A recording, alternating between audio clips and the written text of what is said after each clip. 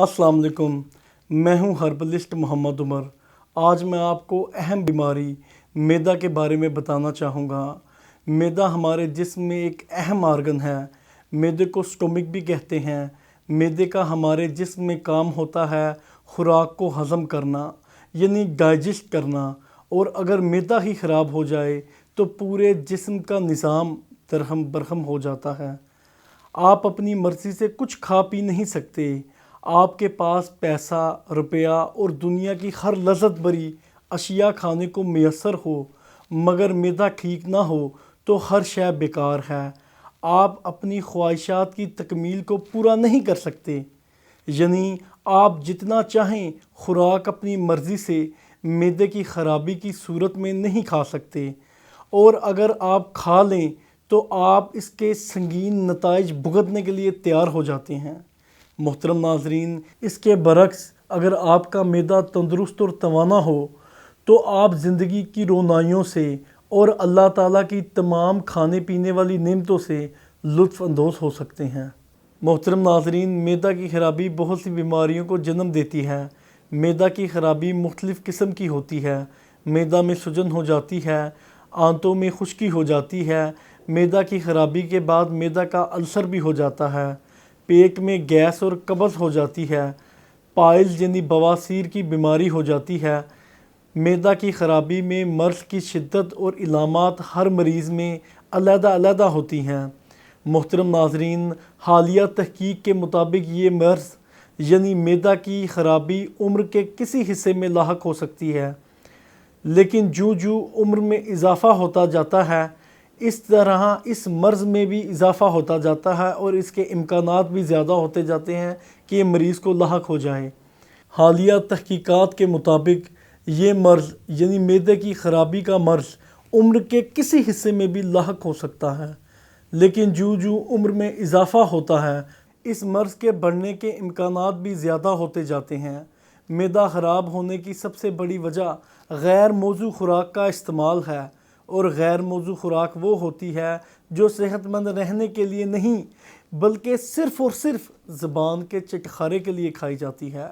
ऐसी खुराक जो मैदा की ख़राबी का बायस बनती है, इसमें फ़ास्ट फूड यानी बर्गर, बेकरी की अशिया, नान, टिक्का, कबाब, हलीम, मुर्ग पुलाव, कोल्ड ड्रिंक्स, बिरयानी, कोरमा जैसी चटपटी मुरगन ग़िज़ाएँ और तेज़ मिर्च मसाला जात का बकसरत इस्तेमाल है।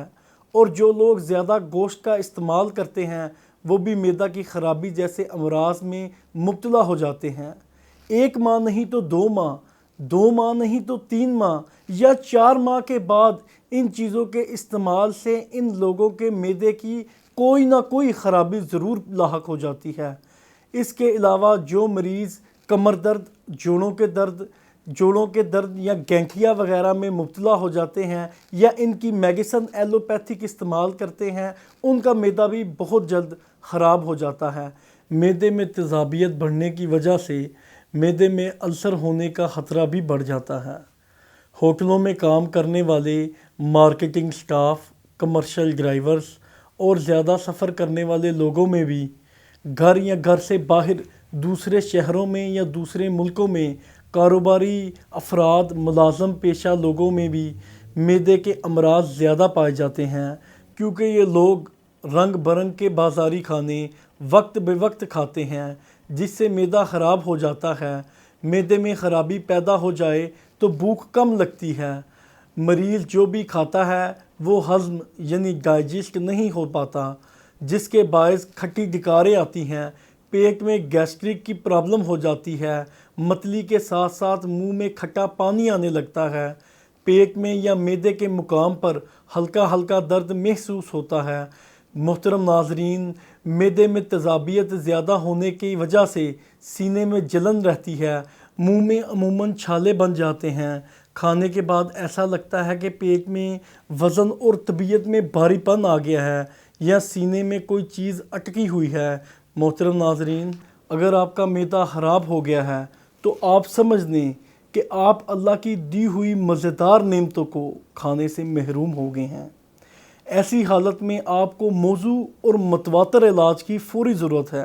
अगर आप ये समझते हैं کہ کھانے کے بعد کوئی سوڈا بوتل لینے سے آپ کے معدے کی تکلیف میں بہتری محسوس ہوتی ہے تو یہ آپ کی غلط فہمی ہے۔ اس سے شاید آپ کو وقتی طور پہ آرام مل جائے، لیکن یہ معدے کا مستقل علاج نہیں۔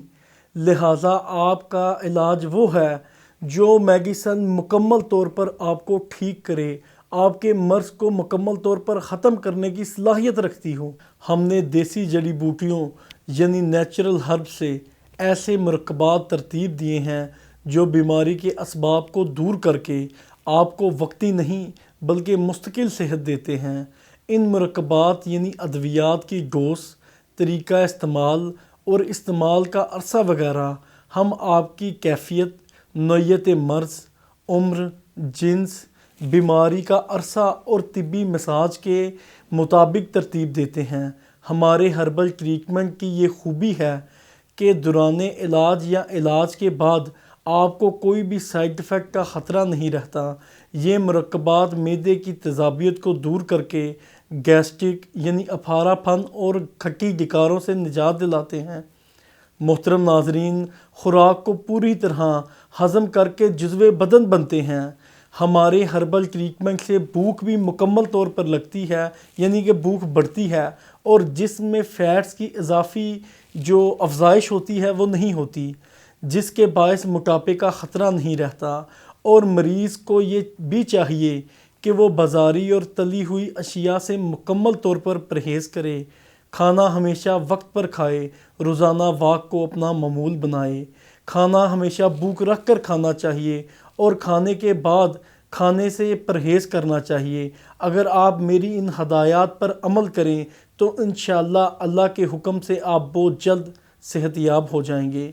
محترم ناظرین، اب میں ان لوگوں کو پیغام دینا چاہوں گا کہ جو مریض معدہ کی خرابی یا دوسری بیماری میں مبتلا ہیں اور جگہ جگہ سے علاج کروا کر تھک چکے ہیں، مایوس ہو چکے ہیں اور دوسرے طریقہ علاج تمام کو استعمال کر چکے ہیں، میری ان سے گزارش ہے کہ وہ نا امید نہ ہوں، کیونکہ نا امیدی کفر ہے۔